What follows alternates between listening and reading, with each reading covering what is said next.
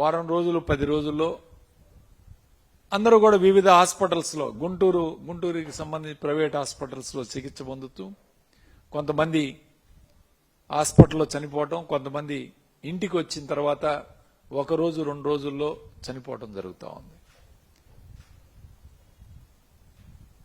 ఏమిటి దీనికి కారణం, ఎందుకు చనిపోతున్నారు అనేది కూడా మేమంతా కూడా పరిశీలించడం జరిగింది. ముఖ్యంగా మెలీడియోసిస్ అనే ఒక జబ్బుతో, ఈ జబ్బు బ్యాక్టీరియా వలన వస్తుంది.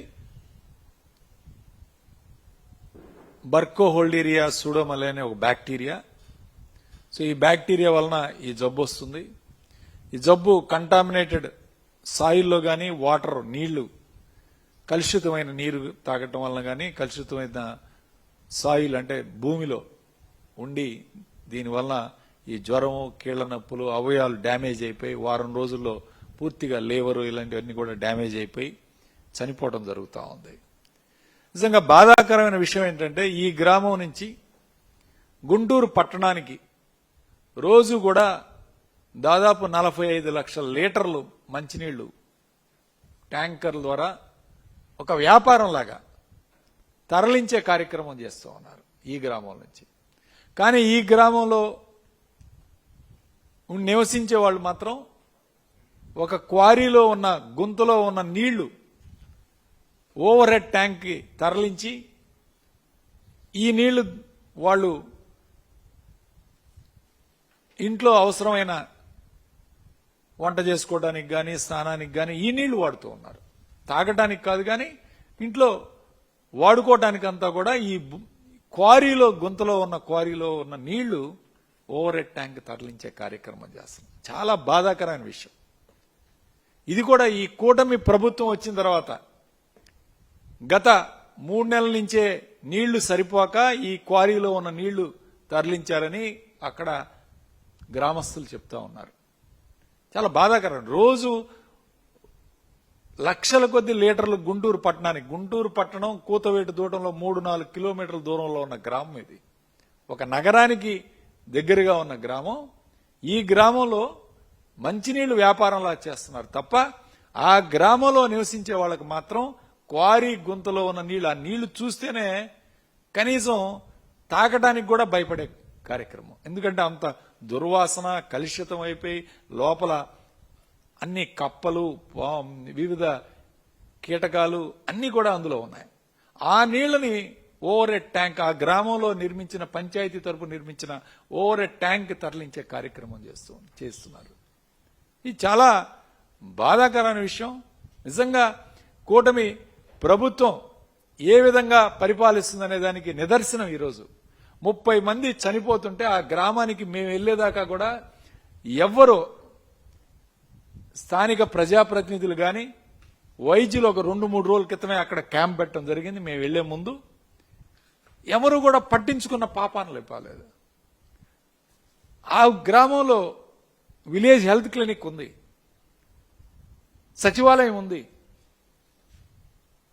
ఏమిటి పాపం అంటే జగన్మోహన్ రెడ్డి గారు నిర్మించిన ఈ వ్యవస్థలన్నీ నాశనం చేయటం వల్లనే ఈ మరణాలకు కారణం.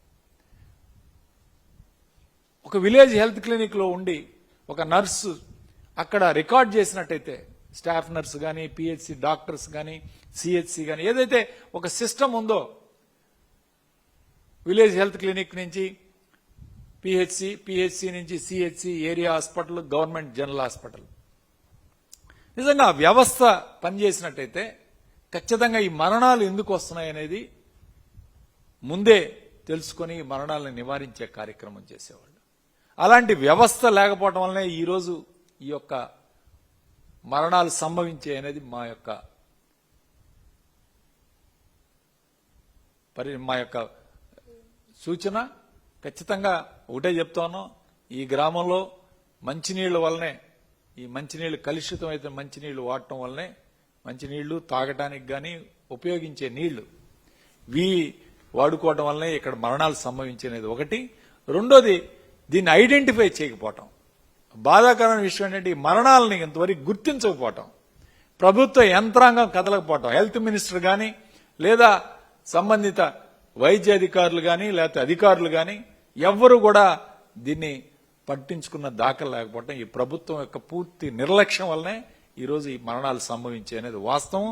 ఆ గ్రామంలో జరిగిన సంఘటనలు, అదేవిధంగా మేము ముఖ్యంగా ఈరోజు మనం చూస్తూ ఉన్నాం, ఈరోజు ప్రభుత్వ వ్యవస్థలు నిర్వీర్యం చేసే కార్యక్రమం చేస్తా ఉన్నారు. ఇదే గ్రామం నుంచి దాదాపు నెల రోజుల క్రితం గుంటూరు కలెక్టర్ గారికి ఈ మంచినీళ్ల సమస్య మీద రిప్రజెంటేషన్ కూడా ఇవ్వడం జరిగింది. ఈ యొక్క గ్రామస్తులు ఈ మాకు మంచినీళ్లు ప్రాబ్లంగా ఉందని వాళ్ళందరూ కూడా మినరల్ వాటర్ కొనుక్కొని మంచినీళ్లు తాగుతున్నారు. ఉపయోగించడానికి మాత్రం ఈ ట్యాంకర్లో, ఈ ఓవర్ హెడ్ ట్యాంక్ లో ఉన్న నీళ్లే, ఈ క్వారీ నీళ్లే ఉపయోగించడానికి, భోజనం చేయడానికి కానీ, వంట వండుకోవడానికి కానీ, అట్లానే స్నానం చేయడానికి కానీ, ఒక్కడి మంచినీళ్ళు లోపల పోయినా ఈ జబ్బు వచ్చే కార్యక్రమం. సో ఈ విధంగా ఈరోజు ఇన్ని మరణాలు సంభవించడం చాలా బాధాకరమైన విషయం. ఖచ్చితంగా ఒకటే చెప్తాను, ప్రభుత్వం ఇప్పటికైనా ముందు ఆ ఓవర్ హెడ్ ట్యాంక్ లో ఉన్న నీళ్లు ఖాళీ చేసి దాన్ని పూర్తిగా కట్ ఆఫ్ చేసి ఆ గ్రామానికి సరైన వాటర్ ఫెసిలిటీ ఇవ్వాలి. అట్లానే ఒక స్పెషలైజ్డ్ వార్డు నిర్మాణం చేయాలి. గుంటూరు జనరల్ హాస్పిటల్లో స్పెషలిస్టులతోటి, మామూలుగా రొటీన్ గా పిహెచ్సిలో దొరికే మందులు లేకపోతే పిహెచ్సిలో దొరికే టెస్టుల వలన ఈ జబ్బు దొరకటం చాలా కష్టం. ఈ జబ్బును గుర్తించడం చాలా కష్టం.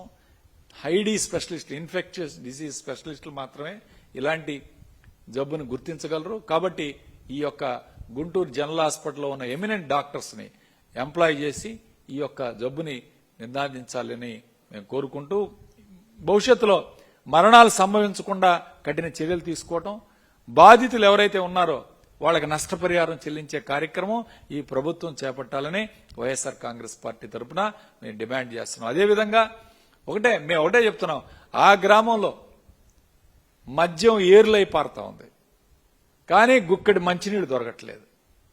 ఇది చాలా బాధాకరమైన విషయం. 5 బెల్ట్ షాపులు రన్ చేస్తున్నారు ఆ గ్రామంలో. మద్యం డోర్ డెలివరీ జరుగుతూ ఉంది. మద్యం ఏరులై పారుతా ఉంటే మంచినీళ్లు లేక ఈరోజు మరణాలు సంభవించాయంటే ఈ ప్రభుత్వం ఏ విధంగా పరిపాలిస్తుంది?